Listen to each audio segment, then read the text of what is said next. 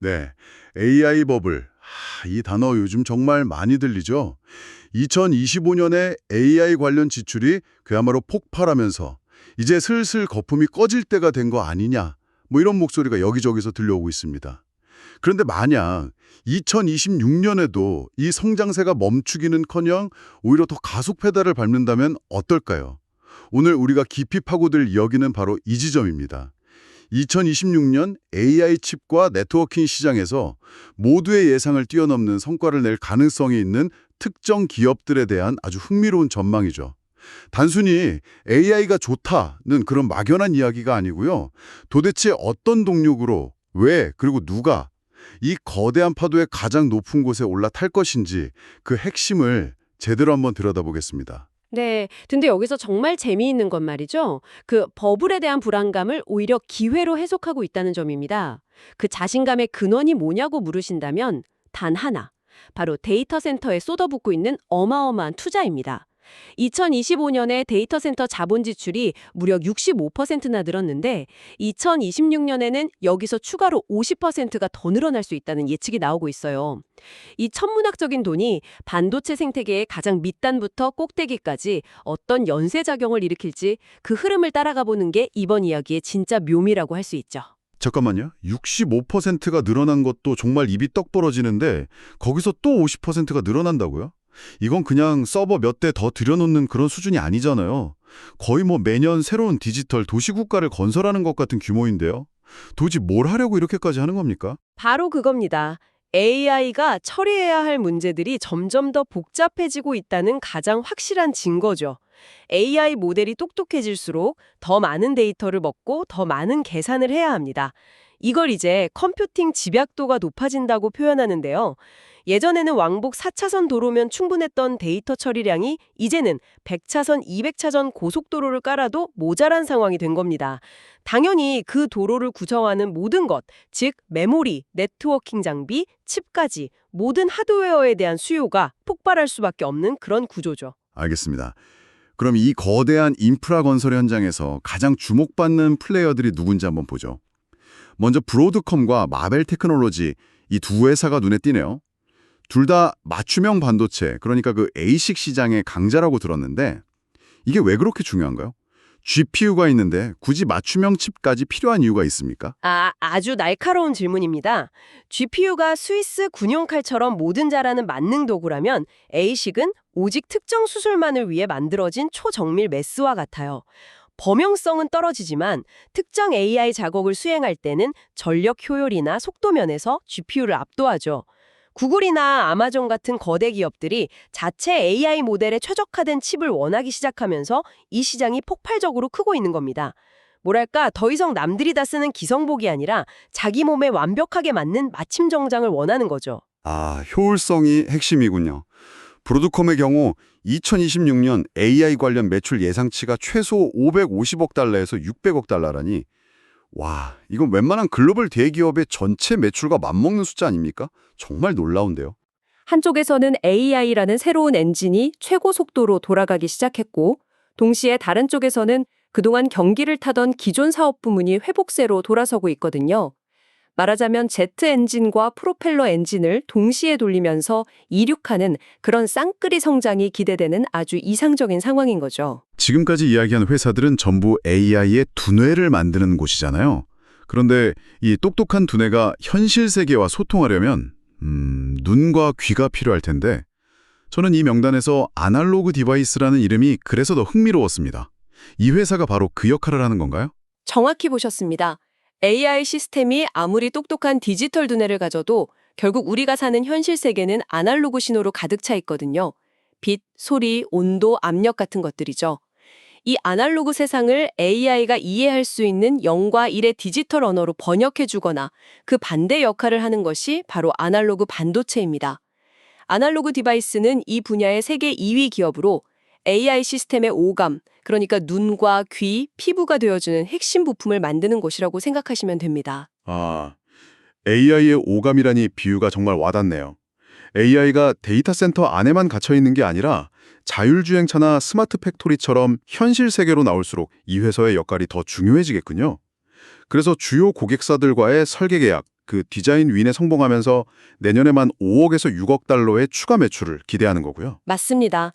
AI 혁명이 디지털 영역을 넘어 물리적인 세계로 확장될 때 그 최전선에 서게 될 기업 중 하나라고 볼 수 있습니다. 자, 그런데 담은 회사는 정말 의외입니다. 마이크론 테크놀로지요. 2025년에만 주가가 173%나 올랐는데 여기서 더 갈 수 있다는 건 솔직히 일반 투자자 입장에서는 이거 상투 잡는 거 아닌가 하는 공포가 생길 법하거든요. 시장이 아직도 놓치고 있는 무언가가 정말로 있는 건가요? 바로 그 지점이 이 분석의 가장 도발적인 부분입니다. 모두가 너무 많이 올랐다고 생각하는 바로 그 지점에서 아직 시작도 안 했다고 보는 거니까요. 그 근거는 아주 명확하게 세 가지로 제시됩니다.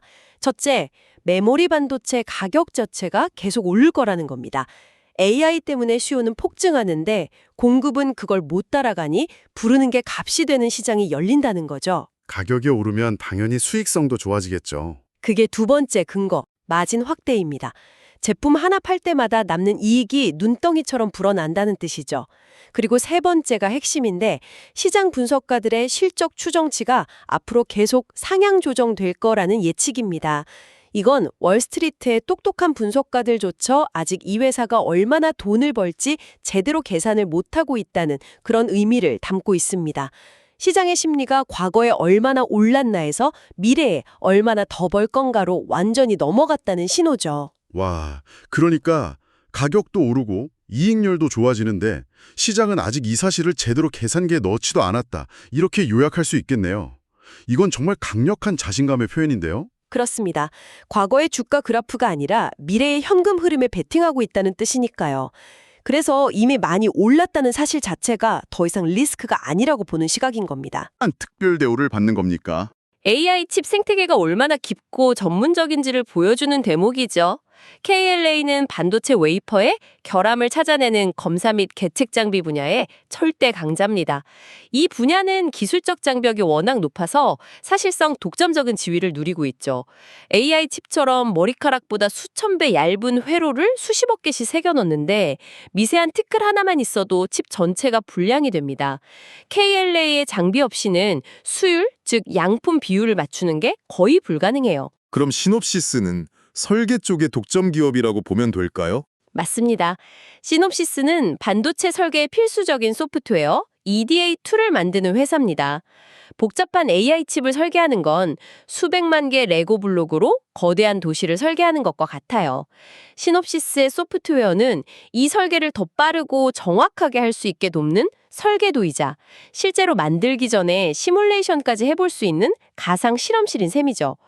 AI 칩이 복잡해질수록 이들의 소프트웨어 없이는 설계 자체가 불가능해집니다. 선택이 아닌 필수제인 거죠. 알겠습니다. 이렇게 개별 기업들의 전망을 듣고 나니 정말 장밋빛 미래가 그려지는데 그래도 마음 한편에서는 불안감이 가시질 않네요.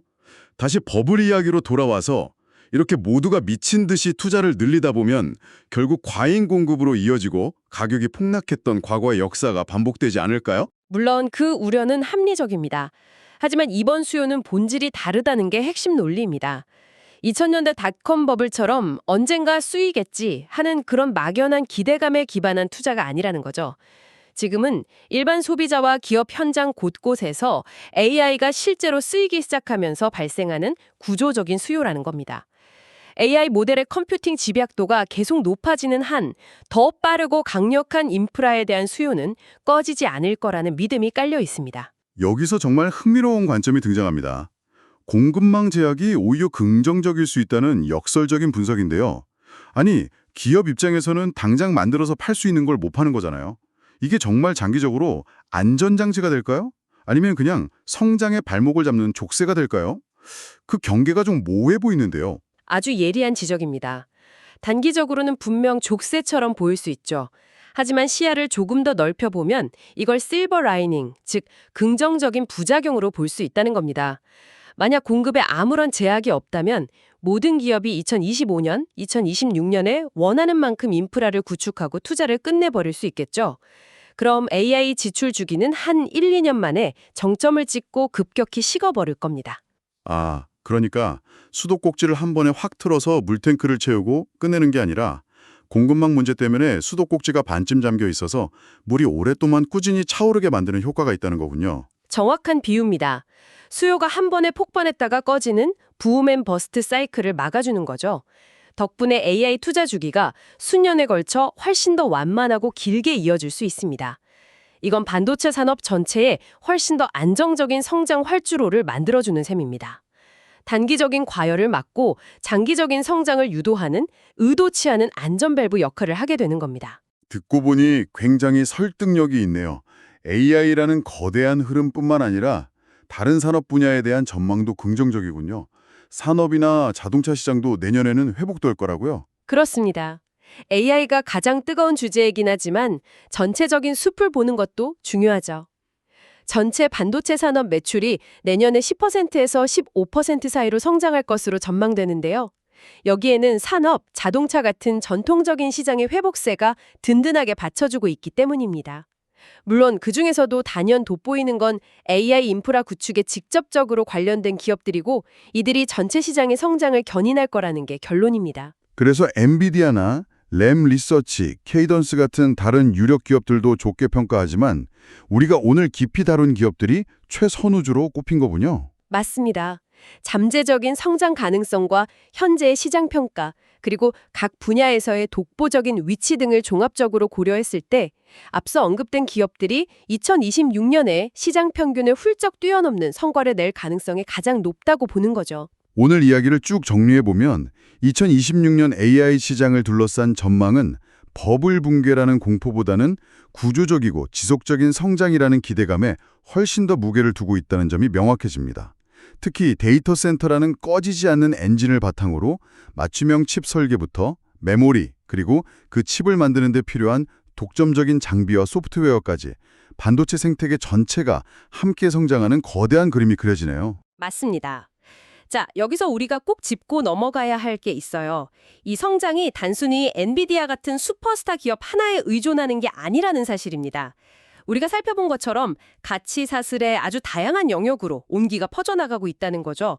그리고 모두가 악재라고만 생각했던 공급망 제약이 오히려 이 성장 주기를 더 길고 건강하게 만드는 안전판 역할을 할 수 있다는 시각은 이 거대한 변화를 이해하는 데 아주 중요한 새로운 관점을 제공해 줍니다. 오늘 대화에서 AI 인프라 구축의 가장 큰 병목 현상이 공급망일 수 있다는 점이 계속 언급됐습니다. 그렇다면 한번 이렇게 생각해 보는 건 어떨까요? 만약 지금 우리가 보고 있는 이 폭발적인 성장세가 사실은 공급망 문제 때문에 오히려 억제되고 있는 상태라면 말입니다. 앞으로 몇 년 안에 이 병목 현상이 조금씩 풀리기 시작했을 때 우리가 마주하게 될 AI 수요의 진짜 잠재력은 과연 어느 정도일까요?